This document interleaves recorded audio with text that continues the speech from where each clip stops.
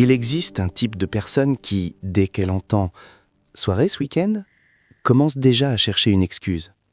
Pas parce qu'elle est déprimée, pas parce qu'elle a de l'anxiété sociale, mais parce qu'elle préfère sincèrement être seule. Et ce que les psychologues ont découvert récemment va complètement changer la façon dont on juge ces personnes. D'abord, une chose essentielle. Être seul n'est pas la même chose qu'être solitaire. La solitude subie est une blessure, mais la solitude choisie peut être une force. Pendant des décennies, la psychologie a mis toutes les personnes aimant être seules dans le même sac. Introvertis, marginaux, antisociaux, comme si aimer sa propre compagnie signifiait être à deux doigts de devenir un méchant de film. Mais la science a corrigé cette erreur. En 2016, des chercheurs de l'université de Buffalo ont posé une question simple, mais révolutionnaire. Et si certaines personnes aimaient simplement être seules parce que ça leur fait du bien? Pas par peur des autres, pas parce qu'elles sont cassées, mais parce que la solitude les apaise. Ils ont appelé ça l'insociabilité saine. Attention, antisocial, c'est l'hostilité envers les autres. Évitant, c'est la peur. Insociable, c'est un choix calme et assumé. Et le plus surprenant, ces personnes allaient très bien, mieux que la moyenne. Regardons maintenant leur cerveau. La dopamine, l'hormone du plaisir, fonctionne différemment chez elles.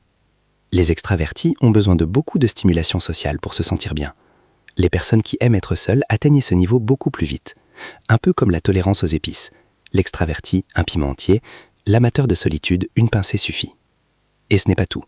Le cortex préfrontal, la zone du cerveau liée à la réflexion profonde, la créativité et la résolution de problèmes, est beaucoup plus active quand elles sont seules. Elles ne s'ennuient pas. Leur esprit travaille. Idées, introspection, imagination. D'ailleurs, les grandes idées ne naissent presque jamais dans le bruit, mais sous la douche, lors d'une marche nocturne, quand tout le monde dort. Einstein travaillait seul. Newton aussi. Virginia Woolf a écrit Une chambre à soi pour défendre cette idée.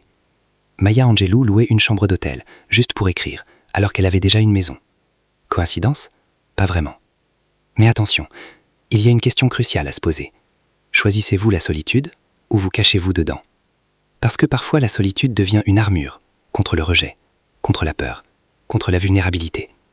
Et là, ce n'est plus la même chose. Le psychologue Abraham Maslow l'expliquait ainsi. La solitude saine vient de l'abondance, pas du manque. Vous aimez être seul parce que vous savez créer des liens. Vous ne fuyez pas les autres. Vous vous retrouvez vous-même. Posez-vous cette question. Est-ce que la solitude me recharge ou est-ce qu'elle me protège? Si vos mots sont créer, réfléchir, respirer, tout va bien. Si vos mots sont plus sûrs, moins douloureux, ça mérite réflexion. Rien de mal, juste de la conscience. Notre société adore répéter « tu aimes à moitié, tu me complètes », comme si nous étions tous des êtres incomplets.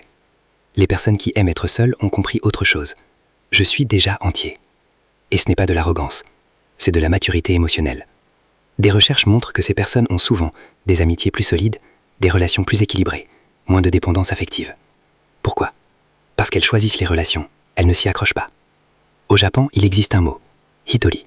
Le temps passé seul. C'est valorisé. Restaurant pour une personne, cabine de karaoké solo, cinéma avec siège individuel. Pendant qu'en Occident, manger seul est encore vu comme étrange. Alors si vous aimez être seul, écoutez bien. Vous n'êtes pas bizarre. Vous n'êtes pas brisé. Votre cerveau est simplement câblé pour se régénérer dans le calme. Dans un monde bruyant, aimer sa propre compagnie est presque un acte de résistance. Assurez-vous simplement que c'est un choix, pas une fuite. La prochaine fois qu'on vous demande « Pourquoi tu restes toujours seul ?», vous pouvez parler de dopamine, de neurosciences, de psychologie. Ou simplement sourire et dire « Parce que je m'aime bien ». Et généralement, la conversation s'arrête là.